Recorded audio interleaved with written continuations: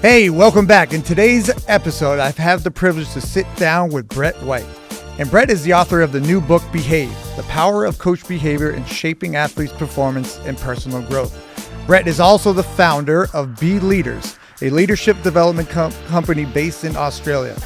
I'm really excited for this conversation because we actually get away from talking about the what and getting away from just talking about the skills, the drills, the tactics.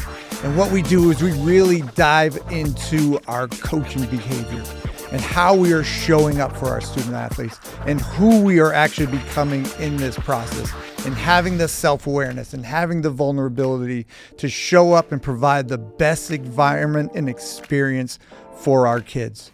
So sit back, relax, and enjoy this conversation with Coach Brett White.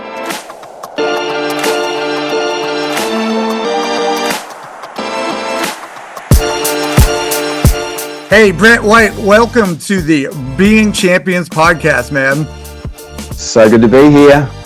I'm really excited, man, because you're actually our first official guest. And, after I read your book, I literally knew after reading the first page, I wanted to get you on this podcast. I knew the value it would add to our coaches. But before we dive into your book, just share a little bit about your background in coaching and also in what you do in the leadership development space. Yeah, thanks, Matt. It's great to be here and dialing in all the way from Sydney, Australia, down under, bright and early here. So it's really a privilege to be a part of this. I've been coaching football or soccer, as it's known in America, for about 19 years. And currently head coach for our first grade Shire Premier League team here in Sydney. And I use, my experience and background of 25 years in leadership development as a way of coaching, if you like. I really see coaches as leaders, and all the principles that I teach and train and support, leaders around the world. I use those same principles in the way that I develop myself as a coach, but also the coaches that I support. Do a lot of coach and player development with the club that I'm involved in. And so, for me, leadership and coaching, they're pretty much on par as far as I can see, in my experience anyway. I love it. I love football. I still play when I can in a Masters over 45s competition here in Sydney. And it's a privilege to be able to have that place in a young person's life. I'm coaching adults, but they still rely on you for support, input, direction, not just on the park, but in their personal lives as well. So I see that as an absolute privilege. Yeah, and I love that. And I love how you talk about, coaching is leadership. And it really comes down to this impact we get to have on our athletes every single day. So as I was reading your book, and I absolutely love, I was drawn to the title, first of all, where you said, the title of the book is Behave, The Power of Coach Behavior in Shaping Athletes' Performance and Personal Growth. And what I really loved about this, Brett, was how concise, clear, and practical, and how you kind of just work through your frameworks and teaching the behaviors and breaking the behaviors down into these four elements, where you're talking about behavior with yourself, behavior with your players, with your team, with your leadership story in itself. And I think why I resonated so much with your book was when it really started with that first line where you say, it's not about the what. And I think as coaches, we sometimes focus so much on the what offense am I going to run? What defense am I going to do? What am I going to do for practice? The what. But then we forget about the way we're going to do this. How are we showing up, and who do we get to become in this process? So talk to me about this first concept about self-awareness, and why is that so important as a leader? I try to always say that leadership's not about us, but it starts with us. So going into that first framework, why is self-awareness so important as a leader? I think if we're going to be coaches and leaders that do have a increased awareness around not just what we do, but the way we do it and who we are, we have to develop an awareness around behavior, awareness around thinking, awareness around attitude. And it takes courage, I think, for a leader or a coach to go, I want to dive in to that journey of becoming aware around how does my behavior, how does my way of working, how does who I am impact my players, my team, and the culture. And a lot of leaders that I work with, coaches that I work with, have such little awareness around that because they are, as you said, they're so focused on the skills, the drills, the what. And that's what they think they need to invest in. I mean, I think even in our coach training, that is the emphasis. And obviously that's important to coaching as well. But it's not the only thing that I see as having impacts on performance and having impacts on team culture. And so stepping into that, putting your hand up and go, I need to create some awareness, for me is the starting point. You cannot change what you're not aware of. And so if a coach wants to be the best that they can be and have the best impact on their team, their players, their athletes, they've got to start with some reflection, some introspection, some inviting others in to give them feedback about behavior, about the way they are, about language, about tone, about everything that they do outside of this is the technical side of my coaching. Yeah, I love that. And I love how you talk about the whole reflection part. And I often use the quote from John Dewey, like we don't learn from the experience, we learn from reflecting on that experience. And I also see like the trap like a lot of coaches fall into is we coach the way we were coached. And just seeing some of our coaches not really having that awareness of like what is their own authentic style. So when you're talking about awareness and you're working with your leaders, like what are some of the practical steps that you give them to develop this awareness and find out who they are beyond the way they were coached as an athlete? Yeah, and I think you're right. The first thing is about that reflection piece, right? If I always say reflective leaders are more effective leaders. And I think that we have to engage in reflection on our leadership, on our behavior, on our thinking. That's, for me, is absolutely paramount. I think the other key is we've got to be courageous enough to ask for feedback. And I think that doesn't happen enough from my experience, in the coaching space particularly, and in the leadership space. Not so much asking those above us, how am I going? Actually asking the people you're coaching and asking the people that you're leading to give you some honest feedback. And that takes courage because sometimes you're not going to like what you hear because they are going to uncover what we would call, a behavioral blind spot. So a behavior that you do that you're not really aware has negative impacts or disempowering or controlling impacts on the people that you are coaching or leading. And so for me, those two pieces are absolutely critical. Is that reflection, actually asking yourself some hard questions. Who do I want to be? How do I want to turn up? What do I want my behavior to be like? And then getting some feedback around actually how is it in the real world, when I am coaching, training, running a session or leading people, is there anything that I'm not doing or could be doing or should be doing, and get people to give you that honest feedback. Now, we struggle with that because most people don't like critical feedback. We want everyone to think we're amazing. And so, but I would also say that honest critical feedback is absolutely critical to growth and development. You won't become better without it. And so asking your players, asking your staff, asking those that maybe are observing you, even other coaches. I'm a very big advocate for inviting feedback. And I think exceptional leaders and exceptional coaches learn how to do that well.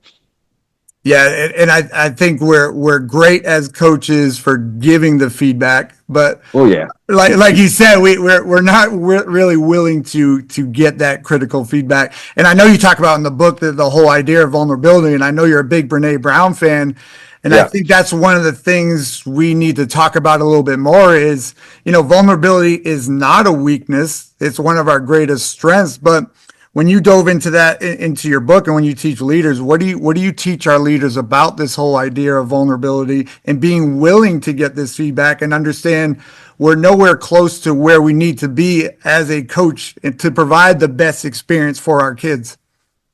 Yeah, so the goal, I guess, in vulnerability is really about trust. It's really about building a culture and a foundation of trust in a team, and not just in a team. I would say, across an organization or a club or a school or, a sporting organization, to build on a foundation of trust. Because if you don't have that high level of trust, which requires a leader to lead, a leader needs to lead, a coach needs to lead that culture of trust. And if there's no trust, it's very difficult, to do conflict. It's very difficult to have hard conversations. You're not going to get your buy-in. You're not going to create greater alignment. And ultimately, trust leads to greater results. And obviously, as a coach, we want results. We want outcomes. We want wins. We want success. We want improvement. And often our focus on all of that is, either work harder, do this drill, learn this skill, change the formation. But if there's no trust as a foundation, it's very difficult to build those things effectively. And so the vulnerability piece for me is really about, how we build trust with our players. And that requires a coach or a leader to be willing to, admit if they make a mistake, or, put their hand up and ask for help if they need it. And I find leaders struggle to do that because they feel that, if I admit that I've made a mistake, or if I ask for help, or if I say I don't know, or if I say I'm sorry when I have to, that's as you said, a sign of weakness, and that will mean, players won't think I'm as good as I really am. And what they don't realize is if you want higher buy-in, alignment, and that culture of trust, then leaders have to lead that. Coaches need to lead that. And part of that is that vulnerability space for sure. Yeah, definitely. And I think, and I really felt this when I was reading your book and understanding the power of connection and understanding we have a mutual friend, John O'Sullivan, and he talks about, we have to win the relationship game first. I remember they did an interview with Steve Kerr. When Steve Kerr first took the job, they're like, how did you do it, man? How did you win the championship? And he said, I had to win the relationship game first. Talk to our coaches about the importance of building connection, having empathy. And I love the concept you talked about as being assertive as well, where that's not so much being the command and control leader, but building that connection, but still being strong, being kind, being respectful, and having that rapport. So talk to our coaches about the importance of winning that relationship game first. Yeah, I think coaches need to actively build in two key areas. One is building rapport and one is building respect. And I think, some coaches are really good at one and not the other. And I think that we've got to be aware, again, creating that awareness around, what are my shortcomings? How am I not focused on the connection, on the relationship, building rapport? And for me, exceptional coaches know how to do both, and at every level, not just in youth sports, even at the highest level. I see, really exceptional coaches know how to build that level of respect and rapport. It looks slightly different maybe at a professional level than it does at an amateur level, but it's still absolutely critical. And I think, my language would be similar to what John O'Sullivan would say. You coach a person first and then a player. The priority for me is relationships over results. And I think there's a lot of pressure, as we know, particularly in youth sports, for results. And, we see that, I guess, at every level. If someone's not getting results, they get fired pretty quick in the professional world. But I believe that when you build great results, you actually build great relationships, you actually build greater results. I think they're so interconnected that when a coach only focuses on results and outcomes, they miss the potential of their team by investing in the relationships. So, I believe relationships out trump results.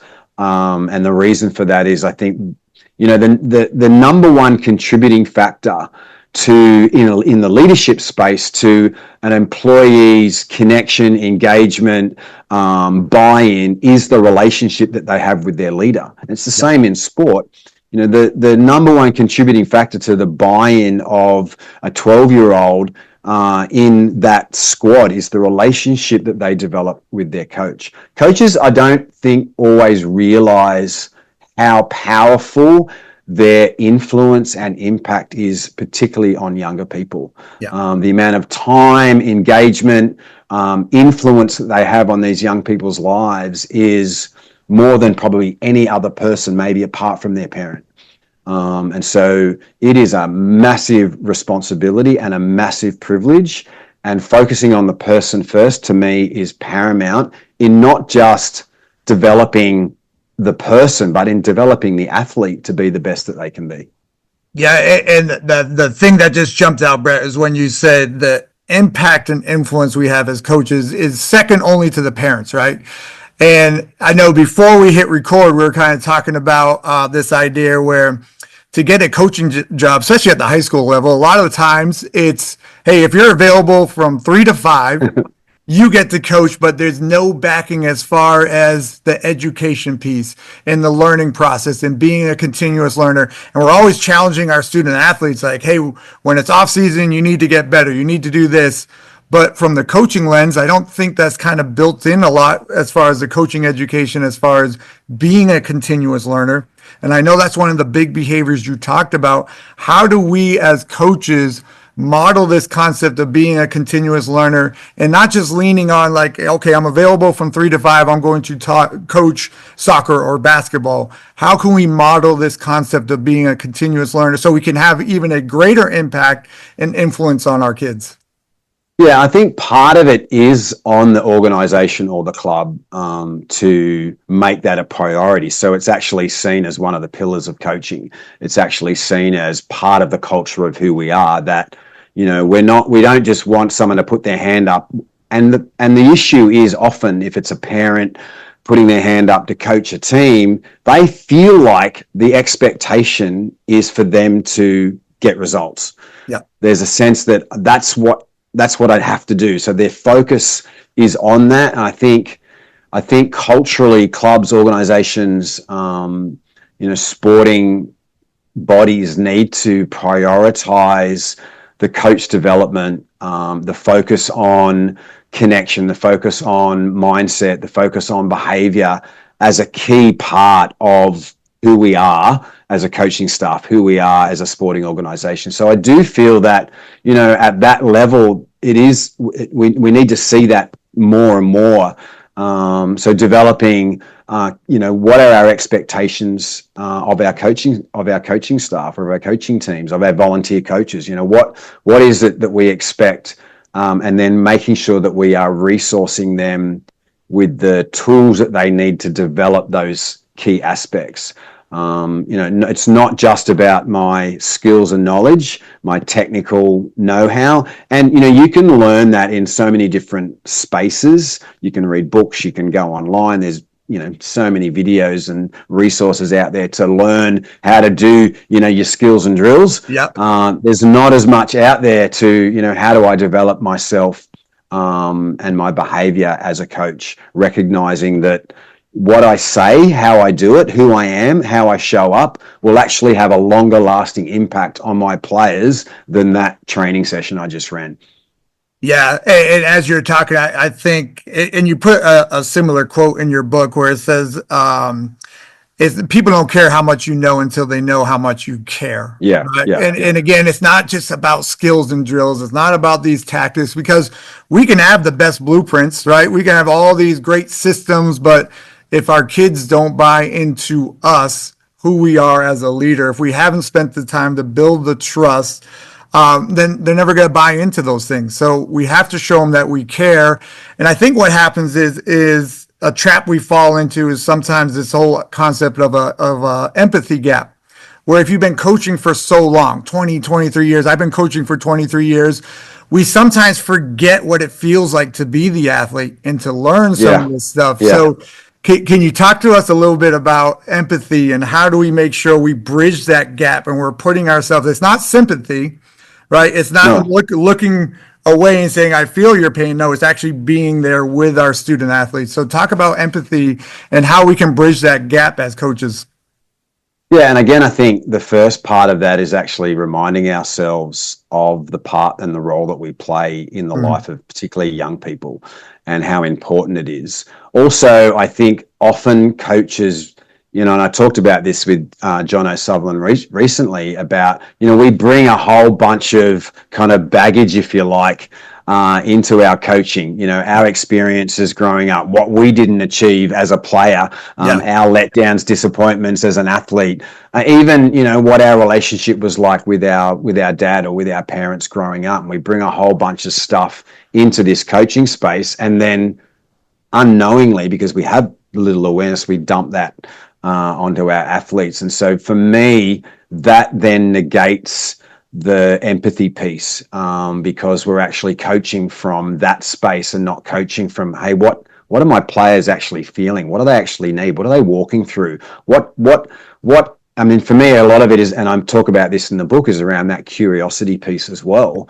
As coaches, are we being curious? Are we really engaging with the person, and not just what we want them to do? And so what's going on for them, asking questions, being curious, connecting with the person's story, for me is, we often, even at the level I'm coaching with adults, there's stuff going on in their lives.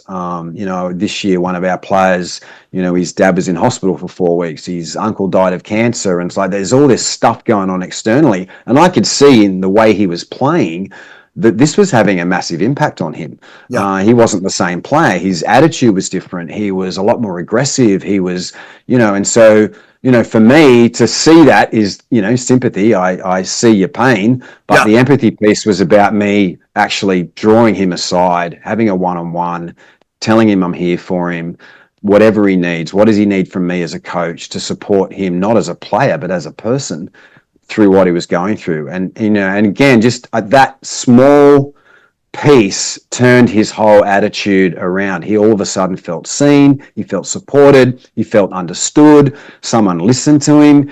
He realized that I wasn't just interested in his performance, but I was interested in his personal life. And, we had some really amazing conversations and helped him sort of come out of that sort of, I guess it was a pretty dark space for him. Yeah, I love how you mentioned, trying to get all our student athletes to feel like they are heard, they're seen, they're valued, Yeah, they yeah, belong, and a big piece for me is, meeting our kids where they're at, not where we expect them to be. And yeah. we fall into that trap too. It's like, man, I wish Johnny was at this level and he's just not there. It's understanding where Johnny is at in that moment and taking the time to build a relationship with him and move along with him and not just sit on the outside and have these expectations on our kids. Yeah, and I think one of the skills that coaches need to develop is listening. I think, Yeah. when you talk about empathy, you talk about curiosity, and even to a degree like that assertiveness piece, because, I do believe that coaches need to learn to be assertive. They need to Mhm. be strong. They need to make decisions. They need to call the shots. But there's a way of doing that from my perspective, is still respectful and kind, in the way that it's done. And so, but yeah, I think the listening piece, most coaches that I work with, when I have conversations with them, would say, yeah, I listen to respond. Yeah. Yeah. I'm not listening to understand. I'm not listening to connect. And to me, those two levels, listen to understand and listen to connect, is where I believe coaches need to mature and develop. Don't just listen to respond, to give advice, to tell someone what you think. We naturally do that as leaders. I know I do that. Like, if someone's sharing something that's going on, my head's all going, yeah, I've got some great advice for you. Yeah.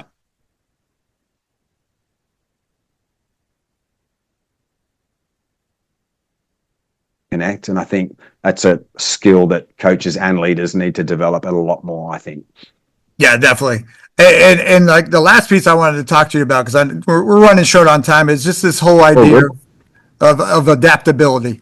and our ability to adapt. And we do have a mutual contact with Cody Royal, and he talks about our coachability and separating that word and saying, what is our ability to coach today's student athletes, and how quickly can we adapt to this new generation and looking at Gen Z. So talk to us about adaptability in coaching and leadership. Yeah, so for me, adaptability is around things like behavioral flexibility. If we continue to behave the same way, as we know, we'll continue to get the same results. So from a personal perspective, I need to be adaptive in the way that I lead, in my behavior, how I respond, how I react, and learning to grow and develop as a leader and a coach, and being not stuck kind of in this one way of thinking, one way of doing, one way of behaving. That, for some of us, like yourself, I've been coaching nearly 20 years, and you do get sometimes stuck in kind of routine. You can become quite rigid, quite closed-mindedness. We can even sort of delve into the kind of fixed mindset space. And so I think, for me, the key in that is how is my behavior adaptable? How am I open to new ideas, fresh ways of doing things? So it's not just around our strategy or around the what's, and being adaptable, like in a game, being agile, being able to pivot in a moment of a game, for example, but it's actually who I am and the way I coach. As you say, the young people that we're coaching today are a very different breed to the young people, that were around in my youth. And Yep. So we have to adapt. They have different needs. They have different perspectives. They are way more connected to what's going on around the world. I mean, when I was growing up as a kid, I could read the newspaper and maybe watch the news to see all the, the horrible things going on in the world. But, now I can see what's going on around the world, in the phone in my hand. And I think we don't understand how impactful that can be on young people. They're being fed, not 24/7, the disaster stories, the war stories, the horror stories, and sport stories, around the world. And so I think as coaches, particularly, as you said, as we've been doing it for a while, I feel like we can get a little bit sort of set in our ways. We need to, I believe, embrace adaptability, innovation, creativity. And again, part of that would go back to feedback, get some feedback. Ask some other coaches, read some books, invest in your learning, and don't just read books around coaching skills. Read books about what it means to be an exceptional leader, or behavior, in this example, or John O'Sullivan's, book. Like there's plenty of resources out there that we can, take on board to adapt and grow, because the world we live in is forever changing. I mean, I think, COVID, for example, it's changed a culture. The young people that walk through that has had impacts on them. And we definitely, as leaders of influence, as leaders of people, as coaches, we need to be way more adaptable today than we've ever had to be. Yeah. And again, you keep saying this word influence, and what we understand is our influence is never neutral.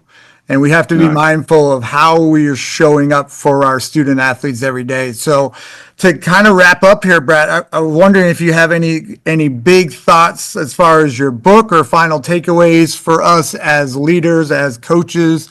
Just give us a final thought for us, something about the book or something we can do as leaders right away to improve the environment for our kids. I think one practice that I would encourage coaches to do is what I call divert daily, withdraw weekly.